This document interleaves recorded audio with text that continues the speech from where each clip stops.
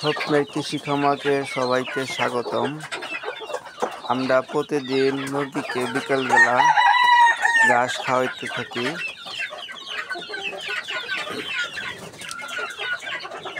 আমরা ঘাসগুলো কুচি কুচি করে কেটে তারপরে মুরগিকে খাইতে দেই। এতে করে মুরগির স্বাস্থ্য ভালো থাকে। তো আপনারা যারা অল্প পরিসরে মুরগি লালন পালন করেন, এভাবে খাঁচায় আবদ্ধ করে আপনারা ঘাসগুলো বিকেলবেলা এবং দুপুরবেলা মুরগিগুলোকে খেতে দিবেন, তাহলে মুরগির স্বাস্থ্য ভালো থাকবে।